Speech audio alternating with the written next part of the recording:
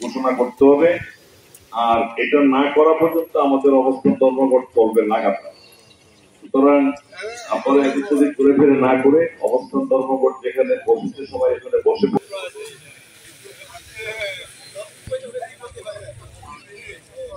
এটা আমি আপনি কেউ পাহারাতে রাখতে পারবো না। ওরা ফাইল চলে যাবে, চলে যাবে, ইনফরমেশন চলে যাবে, এটা হয়ে যাবে, সেটা হয়ে যাবে, এটা হয়ে চলতেই থাকবে। সুতরাং আপনি রক্ষা করেন।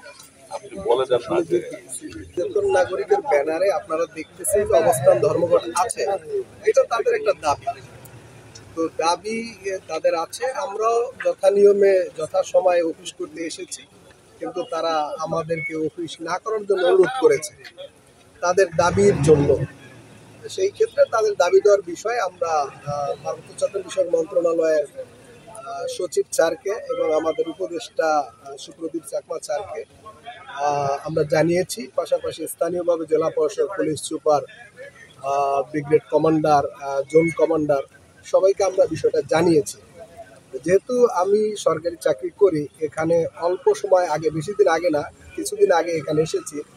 আমি এই পরিষদের এবং তার আনুষঙ্গিক আশেপাশে সব বিষয় সম্পর্কে আমি এখনো, হয়তো আমার দাপ্তরিক কাজ সম্পর্কে আমি অবহিত, বাট এর পরিবেশের আশেপাশে চতুর্পাশে যেসব বিষয়গুলো নিয়ে তারা দাবি দেওয়া নিয়ে বা কথা বলছে সেই বিষয়ে পরিপূর্ণ অবহিত না।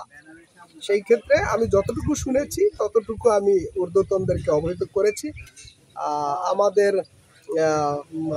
যে পার্বত্য চট্টগ্রাম বিষয় মন্ত্রণালয়ের দায়িত্ব নিয়োজিত উপদেষ্টা স্যার বলেছেন যে বিষয়টা আমি জানলাম, আমাদের জেলা পরিষদ কখনো স্থবির থাকবে না, এটাকে ফাংশনাল করার জন্য তার পরিকল্পনা আছে এবং খুব অল্প সময়ের মধ্যেই স্যার প্রধান উপদেষ্টা স্যারের সাথে কথা বলে এই যে দাবি, এই বিষয়ে তারা একটা আইনগত এবং যৌক্তিক হয়তো সিদ্ধান্ত দিবেন এবং আমাদেরকেও একটা নির্দেশনা দিবেন যে আলোকে আমাদের আসলে করণীয় কি।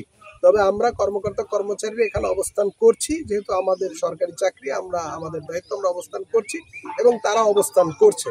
সেই ক্ষেত্রে আমরা মনে করি যে আমরা আমাদের নিয়মিত অফিস করার জন্য এসেছি, আর তাদের দাবি তো তাদের মতো আছে, আপনারা বাকিটা সব অবহিত হয়েছে। আপনাদের যে জেলা পরিষদ আছে সেইটা ভেঙে দিয়ে অন্তর্বর্তীকালীন জেলা পরিষদ গঠন করাই হচ্ছে তাদের মূল দাবি। ওনাদের কি কোনো লিখিত দাবি বা কাছে লিখিত কোনো কাগজ দেয়নি, বরং আমি তাদের কাছে দাবি করেছিলাম যে আপনার দাবি সম্বলিত কোনো কাগজ যদি আমাদেরকে দেন আমি তাহলে ফরওয়ার্ডিং দিয়ে ঊর্ধ্বতন কর্তৃপক্ষকে অবহিত করব, কিন্তু আমি এখনো পর্যন্ত লিখিত কোনো দাবি পাইনি। যদি ওনারা দেয় তাহলে আমরা আবার বিষয়টা স্যারদেরকে জানাবো। এই যে দাবি জানানো তারা কারা?